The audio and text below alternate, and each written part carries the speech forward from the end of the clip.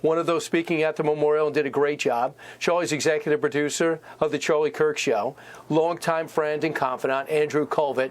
Andrew joins me right now. Andrew, you've had the longest of long days and the longest of the last 10 days. What was it like on the stage? What was it like behind the scenes tonight? Yeah, I mean, I think somebody said that the Holy Spirit was humming like a tuning fork. And that's what it felt like. It felt like you could feel God moving. And Brian, I don't think anybody in living memory can think of a moment like this where the leaders of the free world, one by one after the next, got on stage and they talked about God. They talked about their faith, and they talked about how Charlie moved them in a way to follow God more closely than they had, to be better husbands, to be better fathers or wives or friends. And it was a truly remarkable thing. And, you know, I won't use any names, Brian, but we had a bunch of, Grammy award-winning recording artists backstage because they were on stage for a large part of the morning. And I overheard them saying, like, I do this all the time. And I've never seen anything remarkably, anywhere near this. This was remarkable. This was breathtaking. And I just think, Brian, what a fitting tribute to our friend, my brother, business partner, the founder and CEO of Turning Point USA. What a great tribute to him, because ultimately his life was about Jesus Christ. It was the foundation of who he was. He knew everything else flowed from there. And I felt like today was just a wonderful tribute to who he really was, and so many friends came out to do it. And you know how valued I thought his opinions were, and I try to get him on as much as possible. Later on in the show, we got some highlights from when he came on this very show. But Andrew, what happens to the podcast, and how do you harness this momentum you have right now? I know it's impossible not to be sad, but you also have to say you're one of the people they're counting on to harness this moment. I saw you up to 62,000 new chapter requests. Yeah, I mean, it's almost 70,000 actually now.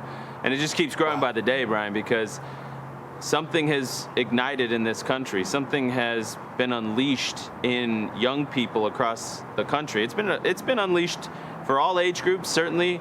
But I think it's important that, Charlie had a special mission to reach the next generation, and they are responding in record numbers for Turning Point. So yeah, the goal for the podcast and the radio show and candidly, it's actually a streaming TV show as well. We took it on all those different mediums. It's going to go on primarily because I know that's what Charlie would want us to do, and secondly because that's what Erica Kirk has told us is going to happen.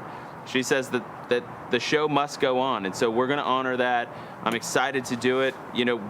Forgive us as the pieces come together and as we figure out what that's going to look like. But absolutely, I think something's become clear to all of the Turning Point staff, all of the Charlie Kirk Show staff, is that we spent so much time with this person. And Brian, by the way, to the point you made, you were always so generous booking Charlie and putting him on your show. And I know that he just loved it. He loved you, and I know that that went both ways. But the people that were close to Charlie and closest to how he was like, and the energy that he put out, and the lessons that you learned just absorbing being around this amazing leader, you can't replace that. We're all sort of coming to grips with the fact that we pulled off this event that should have taken 6 months. We did it in 6 days. And that's because of the things that Charlie implanted and imparted to us on his team. And so it's not something you can hand off, at least anytime soon. It's something that we have to be the torchbearers of, and we're honored to do that. I think it's important that we do that. And it's tomorrow's Monday, so the show must go on. We'll see you Monday. Yeah, and if I could help out at all, please let me know. And I hope you're going to be on air personality, because I think you could do this job. I was struck by a few things in the New York Times article. Thank you. And one of the things was in the New York Times, Erica said several of her husband's subordinates had occasionally heard him imply that he knew his life could be cut short by violence. She found herself wondering if a part of him had already surrendered to such a prospect.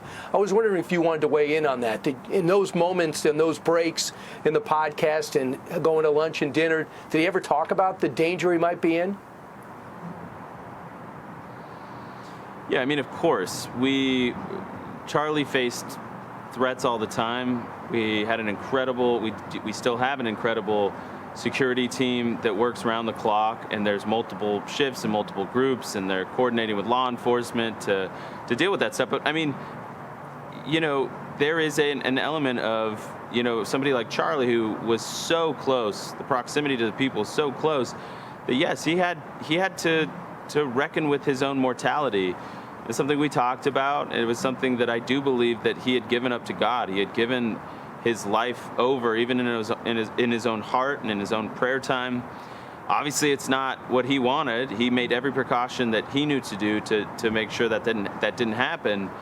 But he had said multiple times, and we've seen the clips since, that he told the Lord that, if you want to take me, take me. And it's funny, Brian, if I can just for one more second, last night as I was driving to the venue, somebody called me and they were in tears, and they said, I had this picture of Charlie, and it was amazing. And the moment it happened, and he was sitting before the Lord, and the Lord, Charlie was perplexed. He wanted to go back. He had joy, but he wanted to go back to be with Erica. And the Lord said to him, whatever you want, if you want to go back, you can. But first, let me show you the harvest if you say yes and you come with me. And Charlie saw the harvest, and he said, yes, Lord, I agree. I'm ready. And I'm not saying thus saith the Lord here, wow, but I am saying it's a beautiful picture, and I think it's a beautiful picture of the heart of Charlie Kirk. And he was a man that believed so deeply and so profoundly and confidently in the fact that his Savior lives, and that so would he one day, that he would have made that choice. I really believe that, Brian. And what do you think changes? Last question, Andrew, and I'm going to let you get some sleep. What do you think changes tomorrow? I mean, I saw the 73,000 in the stadium, the thousands outside the stadium. I know everybody I know was watching all day. Went on for 5 hours, and it still seems short.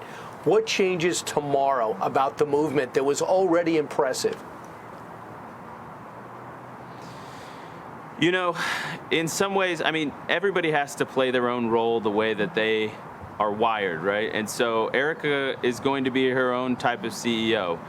But I will tell you, Brian, she is an amazing, amazing human. I mean, everybody already knows this from watching her speak and the strength that she gathered, in the most incredible of circumstances, and with tragedy all around us. She found the strength to address a grieving nation that really needed to hear from her.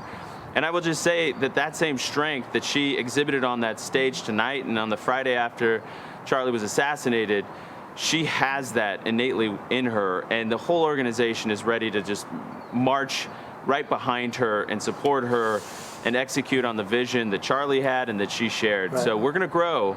I really believe that we're going to thrive. I believe it too. It's going to be bigger than ever.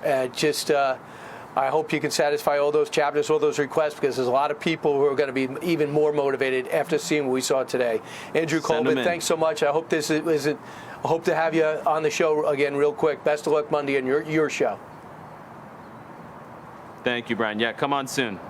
Click here to subscribe to the Fox News YouTube page to catch our hottest interviews and most compelling analysis. You won't get it anywhere else.